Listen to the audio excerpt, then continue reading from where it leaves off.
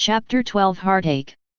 Whatever his motive might have been, Laurie studied to some purpose that year, for he graduated with honor, and gave the Latin oration with the grace of a Phillips and the eloquence of a Demosthenes, so his friends said.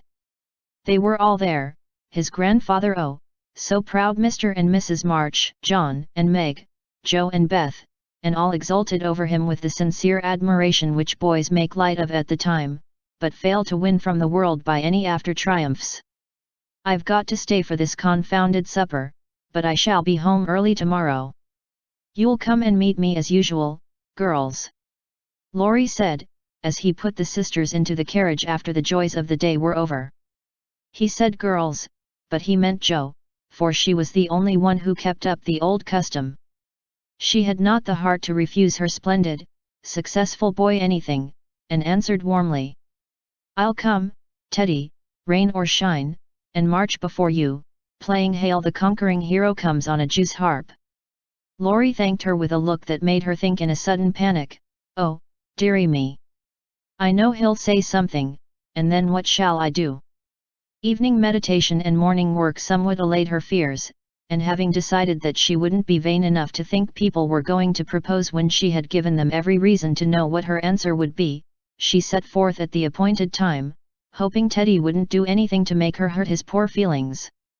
A call at Meg's, and a refreshing sniff and sip at the Daisy and Demi-John, still further fortified her for the tete-a-tete, but when she saw a stalwart figure looming in the distance, she had a strong desire to turn about and run away.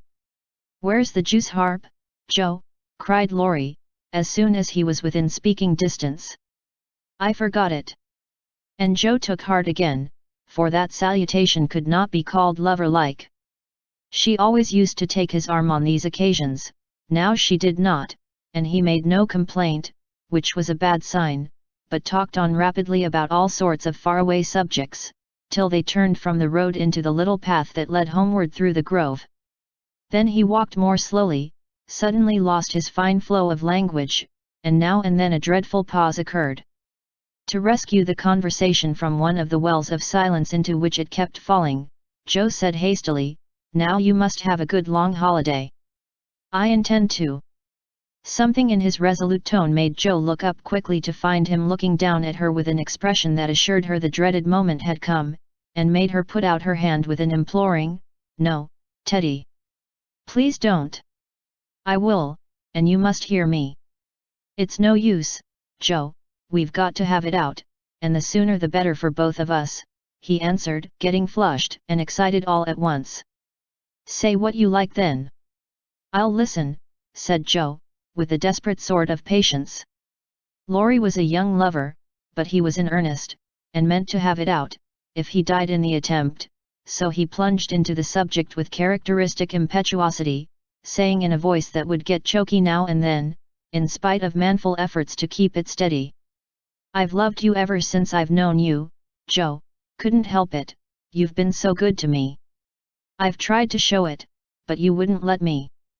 Now I'm going to make you hear, and give me an answer, for I can't go on so any longer. I wanted to save you this. I thought you'd understand. Began Joe, finding it a great deal harder than she expected. I know you did, but the girls are so queer you never know what they mean. They say no when they mean yes, and drive a man out of his wits just for the fun of it, returned Laurie, entrenching himself behind an undeniable fact. I don't. I never wanted to make you care for me so, and I went away to keep you from it if I could. I thought so. It was like you, but it was no use. I only loved you all the more, and I worked hard to please you, and I gave up billiards and everything you didn't like, and waited and never complained, for I hoped you'd love me, though I'm not half good enough. Here there was a choke that couldn't be controlled, so he decapitated Buttercups while he cleared his confounded throat. You're a great deal too good for me, and I'm so grateful to you, and so proud and fond of you, I don't know why I can't love you as you want me to. I've tried, but I can't change the feeling, and it would be a lie to say I do when I don't. Really, truly, Joe. He stopped short, and caught both her hands as he put his question with a look that she did not soon forget. Really, truly, dear. They were in the grove now, close by the stile, and when the last words fell reluctantly from Joe's lips, Laurie dropped her hands and turned as if to go on, but for once in his life the fence was too much for him. So he just laid his head down on the mossy post, and stood so still that Joe was frightened. "Oh, Teddy, I'm sorry, so desperately sorry, I could kill myself if it would do any good. I wish you wouldn't take it so hard, I can't help it. You know it's impossible for people to make themselves love other people if they don't," cried Joe inelegantly but remorsefully, as she softly patted his shoulder, remembering the time when he had comforted her so long ago. "They do sometimes," said a muffled voice from the post. "I don't believe it's the right sort of love, and I'd rather not try it," was the decided answer. There was a long pause, while a blackbird sung blithely on the willow by the river, and the tall grass rustled in the wind. Presently Joe said very soberly, as she sat down on the step of the stile, "Laurie, I want to tell you something." He started as if he had been shot, threw up his head, and cried out in a fierce tone, "Don't tell me that, Joe, I can't bear it now." "Tell what?" she asked, wondering at his violence. "That you love that old man." "What old man?" demanded Joe, thinking he must mean his grandfather. "That devilish professor you were always writing about. If you say you love him, I know I shall do something desperate," and he looked as if he would keep his word, as he clenched his hands with a wrathful spark in his eyes. Joe wanted to laugh, but restrained herself and said warmly, for she too was getting excited with all this, "Don't swear, Teddy. He isn't old, nor anything bad, but good and kind, and the best friend I've got, next to you. Pray, don't fly into a passion. I want to be kind, but I know I shall get angry if you abuse my professor. I haven't the least idea of loving him or anybody else. But you will after a while, and then what will become of me? You'll love someone else too, like a sensible boy, and forget all this trouble. I can't love anyone else, and I'll never forget you, Joe, never. Never," with a stamp to emphasize his passionate words. "What shall I do with him?" sighed Joe, finding that emotions were more unmanageable than she expected. "You haven't heard what I wanted to tell you. Sit down and listen, for indeed I want to do right and make you happy," she said, hoping to soothe him with a little reason, which proved that she knew nothing about love. Seeing a ray of hope in that last speech, Laurie threw himself down on the grass at her feet, leaned his arm on the lower step of the stile, and looked up at her with an expectant face.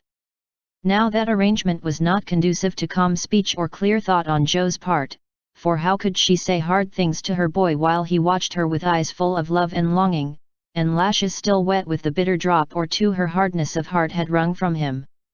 She gently turned his head away, saying, as she stroked the wavy hair which had been allowed to grow for her sake, "How touching that was, to be sure.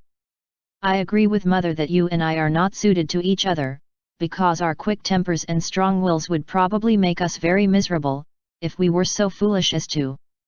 Joe paused a little over the last word, but Laurie uttered it with a rapturous expression. "Mary, no, we shouldn't. If you loved me, Joe, I should be a perfect saint, for you could make me anything you like. No, I can't. I've tried and failed, and I won't risk our happiness by such a serious experiment. We don't agree and we never shall, so we'll be good friends all our lives, but we won't go and do anything rash." "Yes, we will if we get the chance," muttered Laurie rebelliously. "Now do be reasonable, and take a sensible view of the case," implored Joe, almost at her wit's end. "I won't be reasonable. I don't want to take what you call a sensible view. It won't help me, and it only makes it harder. I don't believe you've got any heart. I wish I hadn't." There was a little quiver in Joe's voice, and thinking it a good omen, Laurie turned round, bringing all his persuasive powers to bear as he said, in the wheedlesome tone that had never been so dangerously wheedlesome before, "Don't disappoint us, dear. Everyone expects it. Grandpa has set his heart upon it, Your people like it, and I can't get on without you. Say you will, and let's be happy. Do.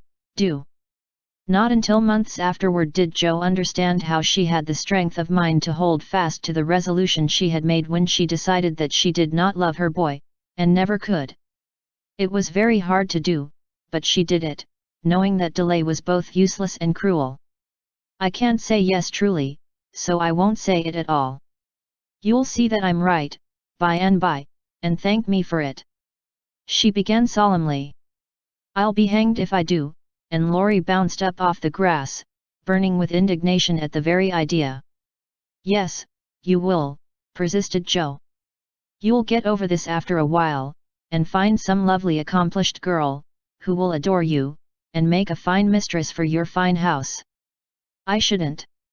I'm homely and awkward and odd and old, and you'd be ashamed of me, and we should quarrel. We can't help it even now, you see, and I shouldn't like elegant society and you would, and you'd hate my scribbling, and I couldn't get on without it, and we should be unhappy, and wish we hadn't done it, and everything would be horrid.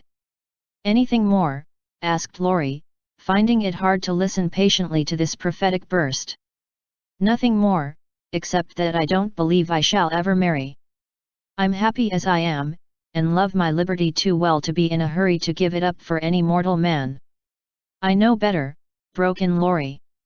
You think so now, but there'll come a time when you will care for somebody, and you'll love him tremendously, and live and die for him.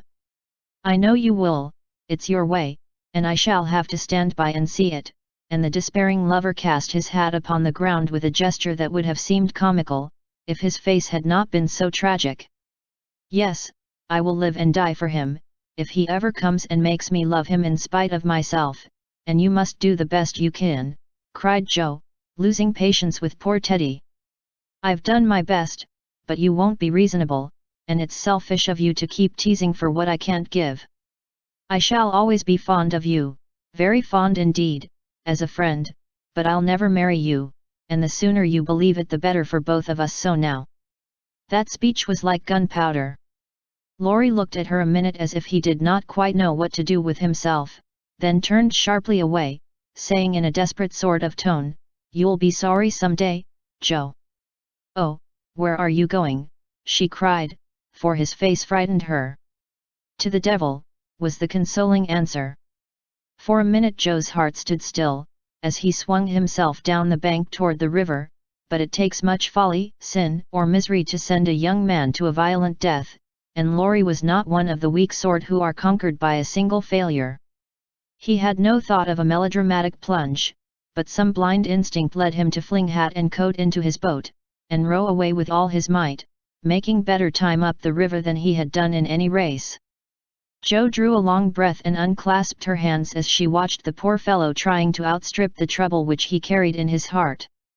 That will do him good, and he'll come home in such a tender, penitent state of mind, that I shan't dare to see him, she said, adding, as she went slowly home, feeling as if she had murdered some innocent thing, and buried it under the leaves. Now I must go and prepare Mr. Lawrence to be very kind to my poor boy. I wish he'd love Beth, perhaps he may in time, but I begin to think I was mistaken about her. Oh dear! How can girls like to have lovers and refuse them? I think it's dreadful. Being sure that no one could do it so well as herself, she went straight to Mr. Lawrence, told the hard story bravely through, and then broke down, crying so dismally over her own insensibility that the kind old gentleman, though sorely disappointed, did not utter a reproach. He found it difficult to understand how any girl could help loving Laurie, and hoped she would change her mind, but he knew even better than Jo that love cannot be forced, so he shook his head sadly and resolved to carry his boy out of harm's way, for young impetuosity's parting words to Jo disturbed him more than he would confess. When Laurie came home, dead tired but quite composed, his grandfather met him as if he knew nothing, and kept up the delusion very successfully for an hour or two. But when they sat together in the twilight, the time they used to enjoy so much, it was hard work for the old man to ramble on as usual, and harder still for the young one to listen to praises of the last year's success, which to him now seemed like love's labor lost. He bore it as long as he could, then went to his piano and began to play. The windows were open, and Joe, walking in the garden with Beth, for once understood music better than her sister, for he played the Sonata Pathetic, and played it as he never did before. "That's very fine, I dare say, but it's sad enough to make one cry." "Give us something gayer, lad," said Mr. Lawrence, whose kind old heart was full of sympathy, which he longed to show but knew not how. Laurie dashed into a livelier strain, played stormily for several minutes, and would have got through bravely, if in a momentary lull Mrs. March's voice had not been heard calling, "Joe, dear, come in. I want you." Just what Laurie longed to say, with a different meaning. As he listened, he lost his place, the music ended with a broken chord, and the musician sat silent in the dark. "I can't stand this," muttered the old gentleman. Up he got, groped his way to the piano, laid a kind hand on either of the broad shoulders, and said, as gently as a woman, "I know, my boy, I know." No answer for an instant, then Laurie asked sharply, "Who told you?" "Joe herself." "Then there's an end of it." And he shook off his grandfather's hands with an impatient motion, for though grateful for the sympathy, his man's pride could not bear a man's pity. "Not quite. I want to say one thing, and then there shall be an end of it," returned Mr. Lawrence with unusual mildness. "You won't care to stay at home now, perhaps?" "I don't intend to run away from a girl. Joe can't prevent my seeing her, and I shall stay and do it as long as I like," interrupted Laurie in a defiant tone. "Not if you are the gentleman I think you. I'm disappointed, but the girl can't help it, and the only thing left for you to do is to go away for a time." "Where will you go?" "Anywhere. I don't care what becomes of me," and Laurie got up with a reckless laugh that grated on his grandfather's ear. "Take it like a man, and don't do anything rash, for God's sake. Why not go abroad, as you planned, and forget it?" "I can't." "But you've been wild to go, and I promised you should when you got through college." "Ah, but I didn't mean to go alone," and Laurie walked fast through the room with an expression which it was well his grandfather did not see. "I don't ask you to go alone. There's someone ready and glad to go with you, anywhere in the world." "Who, sir?" stopping to listen. "Myself." Laurie came back as quickly as he went, and put out his hand, saying huskily, "I'm a selfish brute, but you know grandfather." "Lord help me, yes, I do know, for I've been through it all before, once in my own young days, and then with your father. Now, my dear boy, just sit quietly down and hear my plan. It's all settled, and can be carried out at once," said Mr. Lawrence, keeping hold of the young man, as if fearful that he would break away as his father had done before him. "Well, sir, what is it?" and Laurie sat down, without a sign of interest in face or voice. "There is business in London that needs looking after. I meant you should attend to it, but I can do it better myself, and things here will get on very well with Brooke to manage them. My partners do almost everything, I'm merely holding on until you take my place, and can be off at any time." "But you hate travelling, sir." "I can't ask it of you at your age," began Laurie, who was grateful for the sacrifice, but much preferred to go alone, if he went at all. The old gentleman knew that perfectly well, and particularly desired to prevent it, for the mood in which he found his grandson assured him that it would not be wise to leave him to his own devices. So, stifling a natural regret at the thought of the home comforts he would leave behind him, he said stoutly, "Bless your soul, I'm not superannuated yet. I quite enjoy the idea. It will do me good, and my old bones won't suffer, for travelling nowadays is almost as easy as sitting in a chair." A restless movement from Laurie suggested that his chair was not easy, or that he did not like the plan, and made the old man add hastily, "I don't mean to be a marplot or a burden. I go because I think you'd feel happier than if I was left behind. I don't intend to gad about with you, but leave you free to go where you like, while I amuse myself in my own way. I've friends in London and Paris, and should like to visit them. Meantime you can go to Italy, Germany, Switzerland, where you will, and enjoy pictures, music, scenery, and adventures to your heart's content. Now, Laurie felt just then that his heart was entirely broken and the world a howling wilderness, but at the sound of certain words which the old gentleman artfully introduced into his closing sentence, the broken heart gave an unexpected leap, and a green oasis or two suddenly appeared in the howling wilderness. He sighed, and then said, in a spiritless tone, "Just as you like, sir. It doesn't matter where I go or what I do. It does to me, remember that, my lad. I give you entire liberty, but I trust you to make an honest use of it. Promise me that, Laurie." "Anything you like, sir." "Good," thought the old gentleman. "You don't care now, but there'll come a time when that promise will keep you out of mischief, or I'm much mistaken." Being an energetic individual, Mr. Lawrence struck while the iron was hot, and before the blighted being recovered spirit enough to rebel, they were off. During the time necessary for preparation, Laurie bore himself as young gentlemen usually do in such cases. He was moody, irritable, and pensive by turns, lost his appetite, neglected his dress and devoted much time to playing tempestuously on his piano, avoided Jo, but consoled himself by staring at her from his window, with the tragic face that haunted her dreams by night and oppressed her with a heavy sense of guilt by day. Unlike some sufferers, he never spoke of his unrequited passion, and would allow no one, not even Mrs. March, to attempt consolation or offer sympathy. On some accounts, this was a relief to his friends, but the weeks before his departure were very uncomfortable, and everyone rejoiced that the poor, dear fellow was going away to forget his trouble, and come home happy. Of course, he smiled darkly at their delusion, but passed it by with the sad superiority of one who knew that his fidelity like his love was unalterable. When the parting came he affected high spirits, to conceal certain inconvenient emotions which seemed inclined to assert themselves. This gaiety did not impose upon anybody, but they tried to look as if it did for his sake, and he got on very well till Mrs. March kissed him, with a whisper full of motherly solicitude. Then feeling that he was going very fast, he hastily embraced them all round, not forgetting the afflicted Hannah, and ran downstairs as if for his life. Jo followed a minute after to wave her hand to him if he looked round. He did look round, came back, put his arms about her as she stood on the step above him, and looked up at her with a face that made his short appeal eloquent and pathetic. "Oh, Jo, can't you? Teddy, dear, I wish I could." That was all, except a little pause.